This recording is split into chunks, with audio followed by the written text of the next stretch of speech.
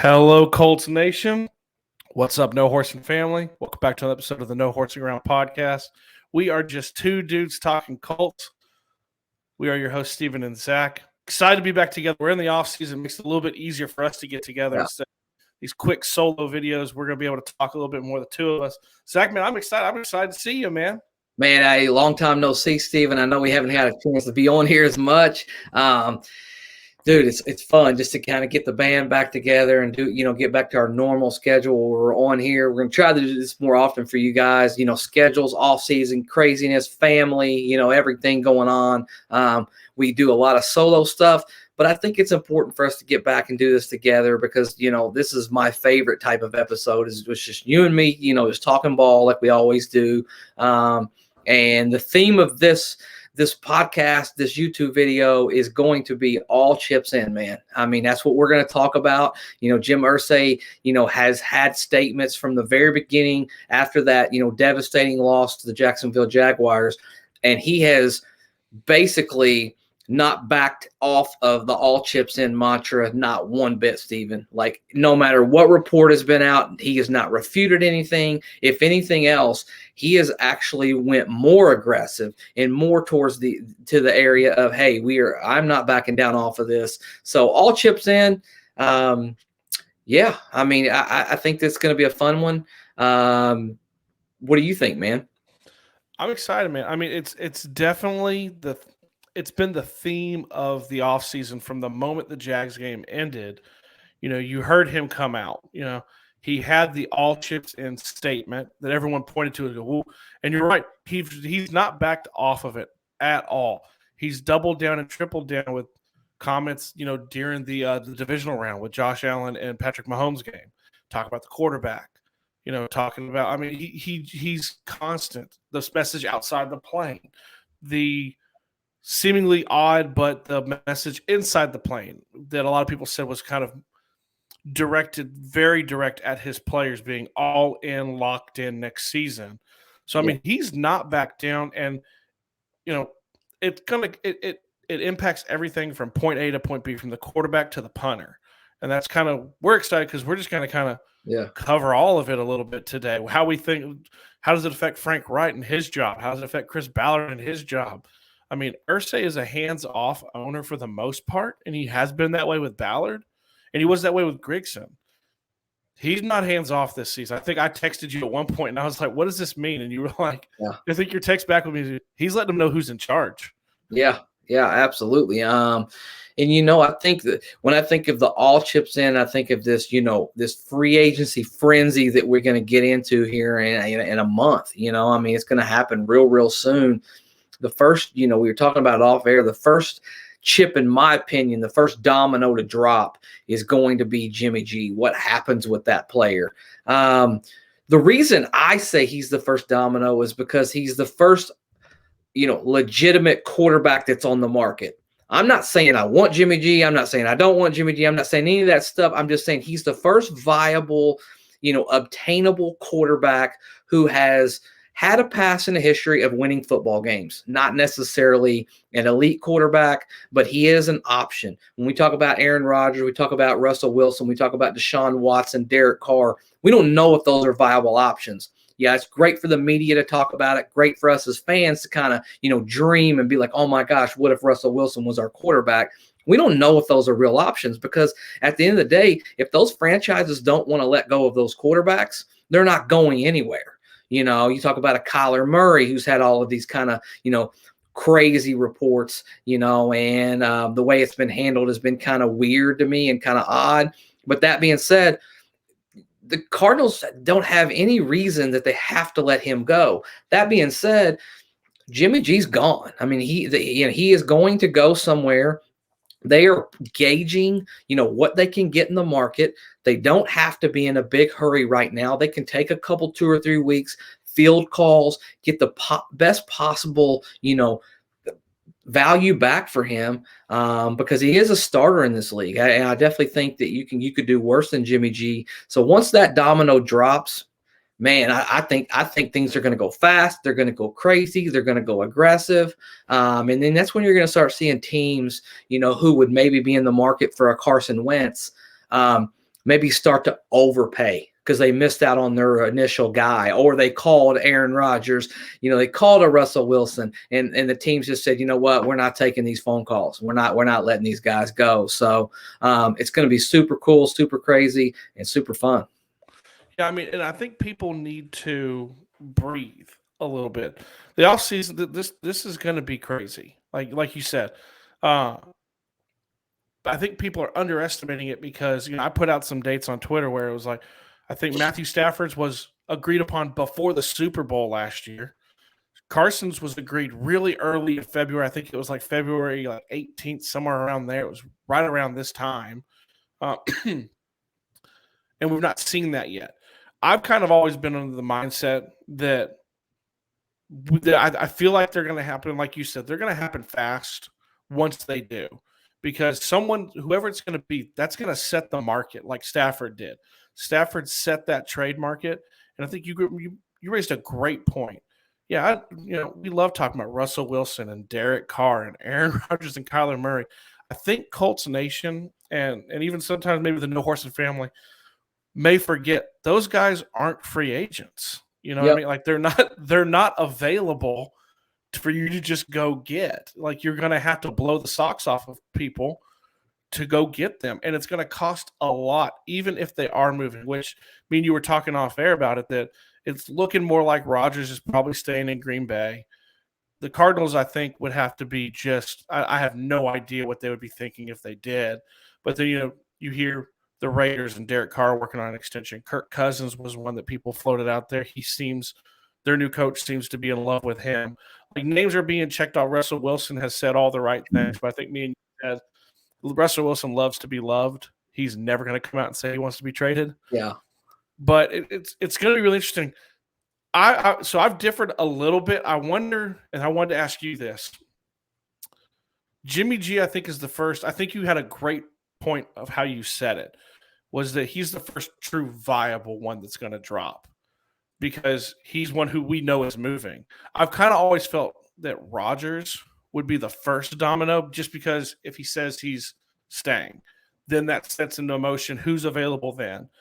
But I want to get your opinion kind of on that overall. I guess that situation in general is, excuse me, that is Rodgers. Do you view him as like the first big domino, even if it may not fall? Aaron Rodgers? Yeah. I don't know. I mean, first of all, Aaron Rodgers has got to decide if he wants to play football, beyond anything else. And then secondly, I just don't see a scenario where the Packers will let him go. And man, I mean, the price to pay for Aaron Rodgers, although I think he would be an incredible quarterback in Indianapolis, there's no doubt about that. I mean, you might, if you're lucky, get him for 2 years, right? Like I don't see him playing for much more than 2 years, maybe 3 if you're lucky. The price that you would have to give up for him would be incredibly, incredibly steep as compared to, if I'm Chris Ballard, I'm making calls for the guys like Russell Wilson, maybe even wanting to see what's going on with Derek Carr, Kyler Murray, obviously, if you want to make a call for a younger guy just to see what's going on with that, get a dialogue going. I'm going to make every single one of those people, if I'm Chris Ballard, tell me no. Like I'm not going to assume anything's going to happen. I'm not going to listen to any insider information. I'm going to personally pick that phone call up and say, hey, what are your thoughts on trading Russell Wilson? And if they say no, I'm probably going to give it a day, and I'm probably going to call them and say, hey, what are your thoughts on Russell Wilson?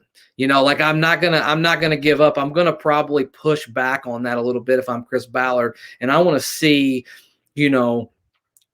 what he's prepared to give away. We're in a unique position, Stephen, because a lot like what, the Rams did last year when they pulled off this trade for Matthew Stafford, was they had an actual veteran quarterback that they could send off to him. And it was a great situation for Detroit because it was almost like a try before you buy type of deal. You get this quarterback, you're not going to win your first year. If you get lucky and you hit on them, Well, my gosh, this quarterback just literally fell in your lap. If it doesn't work out, life goes on and you move on. You weren't going to be good that year anyways, but that's a piece that we can use to package with some draft picks with not having the first pick in the draft. You're going to have to give up futures, man. I mean, there's no way around that. If you want to talk about swinging big and getting a really, really good quarterback, you would have to give up futures.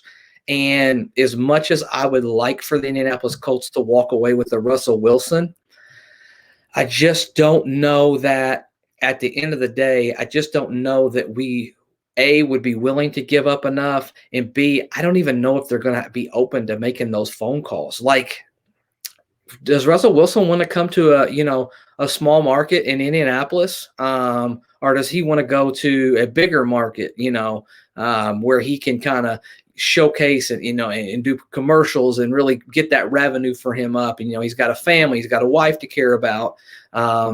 Be very interesting, man, just to see where the dominoes falls. But I will say this, and I've said this on every podcast, and I've said this all along: no matter what, if you're Chris Ballard, to just simply not go after anybody, to not try and do anything, is a lazy approach. Like, I understand there's not the greatest options. This isn't the greatest draft class. We'll get into that down the road. This isn't the greatest free agency class, but there are options and there are opportunities to upgrade. And that's what you're trying to do. You're trying to put your team in the best possible position to win and to get into the playoffs and then win games and string them along and get into the Super Bowl. I don't see that with Carson Wentz. That's my view. I know that we probably see a little bit different on that as far as that goes, but I don't see that ever being a trade of Carson Wentz's. So it'll be very interesting. Well, and what's funny is, so I've come kind of full circle a little bit. Obviously, we've done a ton of videos on Carson. We've done a ton of videos throughout the season, during the offseason. We joke we probably owe 250 subscribers to Carson Wentz because of the talk that we do about him. My full circle with him, and we've done so many videos, but I'm not going to beat this, is that I'm perfectly good with, if you can go get an upgrade, go get an upgrade. You know what I mean? My biggest worry, I think I talked to you about this, and I've said this to a lot of people, is that what happens if you do trade him and you can't land somebody? You don't land, which me and you have talked off air about this, and this kind of goes into the all chips in. This is a huge offseason for Ballard. Yeah. This is a massive offseason. And I'm hard-pressed to believe, as tight-lipped as the Colts have always been under Ballard, that these stories aren't coming out for a reason. I want to convince myself that there is a plan in place. Maybe he's made a call to Seattle. Maybe he's made a call to Las Vegas. Maybe he has an idea. Or maybe like me and you talked, and like you said, we'll get into it down the road. But maybe he fell in love with a quarterback at the Senior Bowl. Yeah. Maybe, even though it's a weak-looking class, I think the greatest thing I heard about that is that you don't know. It could be a weak-looking class. And we're going to go into the class. We're going to go into draft a little bit later. Zach's going to do a ton of that because he's way better at it than I am. But you don't know if the next Mahomes is in this class. Mahomes wasn't Mahomes in his class. People slept on Lamar Jackson. I don't really like him, but it is what it is. Deshaun Watson outside of the off the field. Like, there are times that people sleep on these players. In my heart of heart, I like to believe he has a plan, that he's not going to trade Carson to Pittsburgh or Tampa, and we don't have a plan in place and going to roll with Ellinger. Yeah. Yeah, I think that's probably fair to say. I think the most – when you're looking to kind of like look for these clues, are they going to let Carson go? Are they going to trade him? Are they going to release him? Are these reports fake? Are these reports legitimate? I think sometimes when you're looking at all this stuff and you're analyzing this stuff, especially like we do, Stephen, because we love football and we just live this all day, every day. Some of the biggest statements that you can ever make in your life is to not say nothing at all, right? And when you talk about Carson Wentz, who is supposed to be your franchise quarterback, and you have been given multiple opportunities to endorse him, to publicly come out and say he is your quarterback, and never, not once, has anybody of any leadership position ever come out and made any public statement along those lines. That speaks volumes to me. That lets me know that they don't they don't believe in him for sure. He's not the for sure long-term solution. And I would have to think that regardless in their minds, behind closed doors, he's in Jim Irsay's mind. I feel like he is just not an option. I don't know what the option would be. That's the hard part about being a general manager, right? Like if it were easy, 32 people in this world are lucky enough to be a general manager of a football team. Like if it were easy, everybody would be knocking on the door. Everybody would be doing it. It's an incredibly hard job, especially when you make decisions that are not good decisions. It really affects you, it really does. But that being said, I would have to just think that something is going to happen sooner rather than later. I don't know how you feel about it, Stephen. I don't know what your thoughts are on that, but I think something's going to happen with Carson. We just don't know what yet. Well, I think you said it best in the last episode that we did too. When it comes to this, is you agreed on this, was that I think the reports that like a Stephen Holder, Zach Kiefer, Kravitz, Kevin Bowen, who we love, what they're hearing is no decision has been made. I think that's administration. Mortensen was Irsay. Yeah. Now we know I don't think Irsay is going to force them to make a change, but I think he's going to strongly encourage it. The closest thing we've come in this entire offseason to a vote of confidence was, I believe, at the Super Bowl, Reich saying he knows he needs to be better and we're looking forward to improving the entire offense in 2022. Not like with Carson, just the entire offense. So, it's going to be really interesting just with that position. But it's fun because when we talk about this all chips in, there are other holes that the Colts have to fill. Yeah. It's not just about – I think it's easy for people to think, and me and you I don't think are like this, is that take Carson out, plug in a better quarterback, and you're good to go. I don't necessarily think that's the case, because there are so many other holes that still have to be filled for the Colts. There's so many other teams. There are so many other positions that still need to happen. Yeah, I would say that 100%. The one thing, Stephen, is that you got to upgrade in certain position groups. Wide receiver group, I know that Chris Ballard had mentioned in the past that he didn't seem like that he cared so much about the wide receiver room, but I'll just tell you right now, Chris Ballard is wrong if he doesn't go out and get a more talented wide receiver group.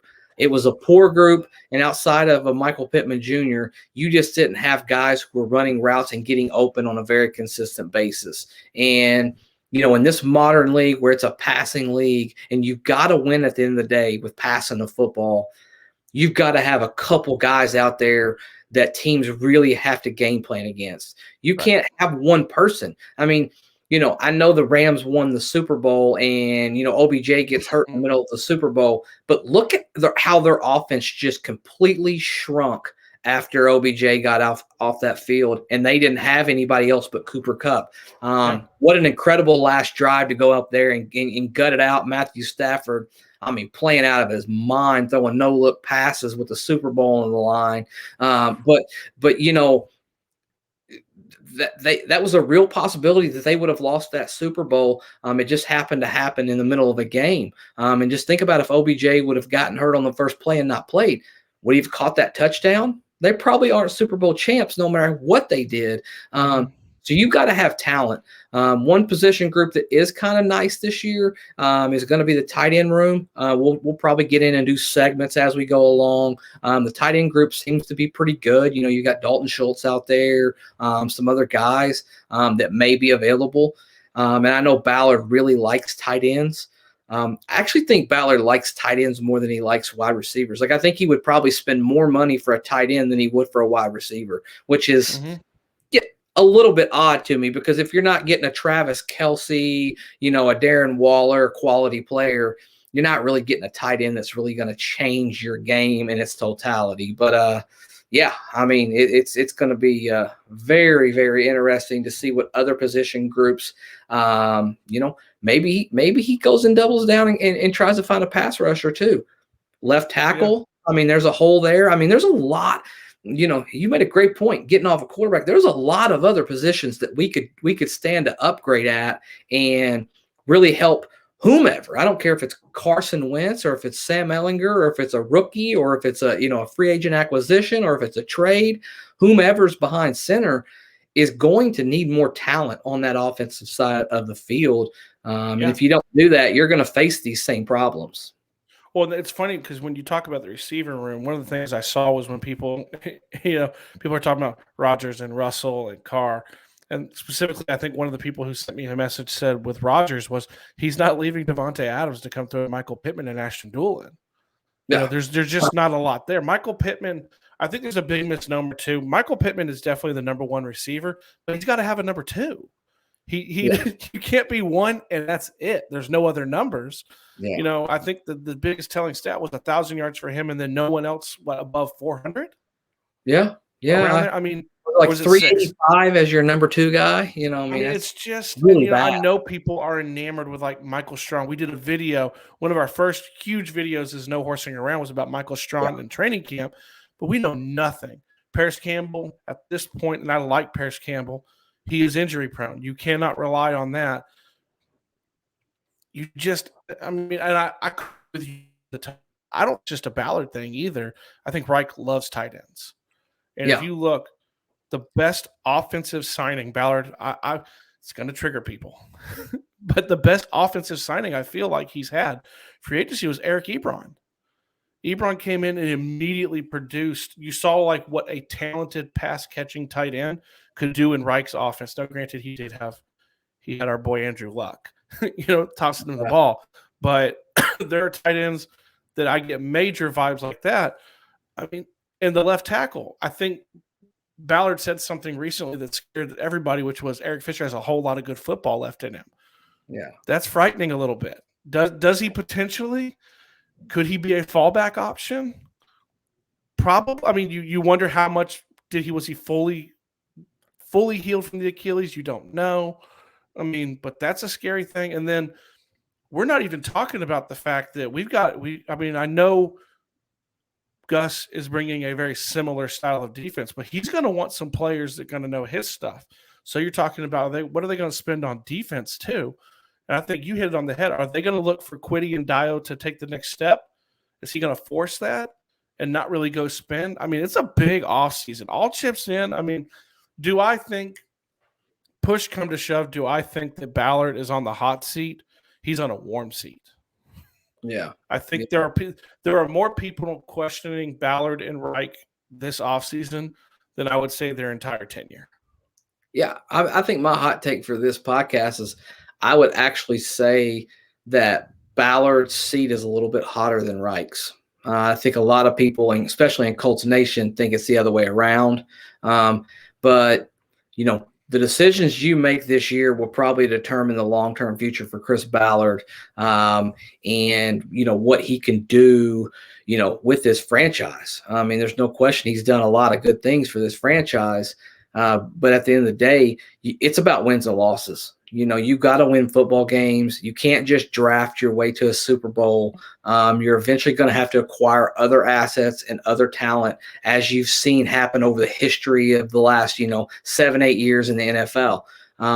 You can be smart about it. You don't have to go out there and be crazy. You don't have to lock yourself into these, terrible deals. You can front load some of these deals where, 2 or 3 years, you can stagger them. You can get out of some of these players if you need to.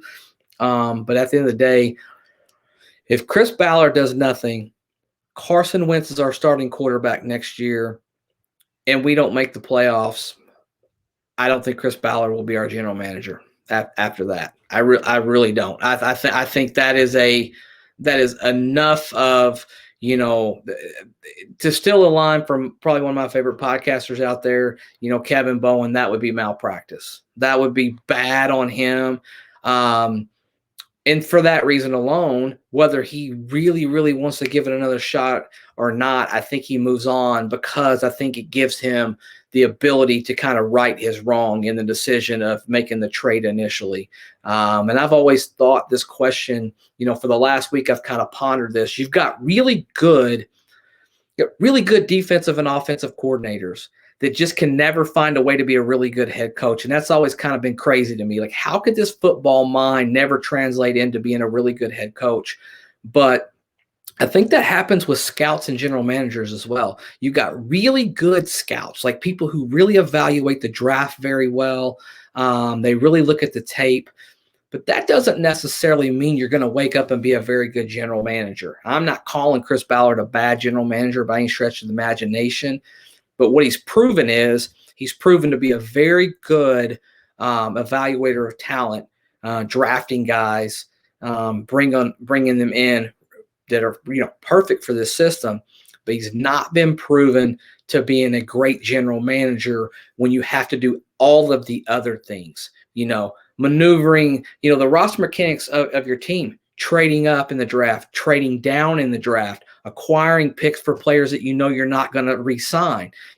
These are all things that I feel like he could work on. And if he ever got to a point where he was really good at that, sky's the limit for this guy, because there's no question, when you got a guy in a room looking at players, he has an incredible eye for talent at all different levels. They don't have to pay for these Power 5 schools. He'll go find you. If you're good, Chris Ballard will see you. He will find the tape and he will get there to you. Yeah, I mean, and I agree. I hadn't thought of it like that. Like, really good scouts not translate because what you focus on what you focus on.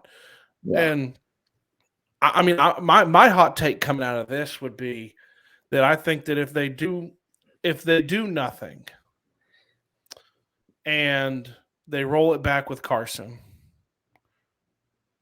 and they don't make the playoffs, I actually think, I'm probably in agreement with you. I think Ballard is facing it more only because they've not, I don't know, man. Like, I sit here and I was going to say because they've not allowed him to groom his own guy, but we know Reich stood on a table for Wentz. And if Wentz is back at this point, so I've stood on the table that I think that he's the best option in 2022, but I've also now come around to I almost think it's too toxic at this point. There's been too many leaks. I don't know how you bring him back in the locker room. Granted, you've had great support from JT, Michael Pittman, Luke Rhodes, Darius Leonard. You've had all these guys come out. I don't know how you bring him back in the locker room at this point. But I think, man, I was going to say that I think that maybe Reich would be back because you would be looking at drafting your quarterback, but he did pick his guy. He did go out and get his guy, and he said, I can fix this guy. Yeah. And it's not looked like that. It's not looked like that so far. But, I mean, I like your take. I think that if he does absolutely nothing, I mean, what's happening then? You have these holes. You don't have the pick. You don't have the amount of picks this year to try to fix them the way you like. You've got to go out. I mean, you've got to go out. You got to do something, and if you're going to roll with Wentz, let's say that all this is a giant smoke screen, which who knows at this point, we don't know anything. I think I had somebody ask me if I knew something. And I said, God, I wish I did.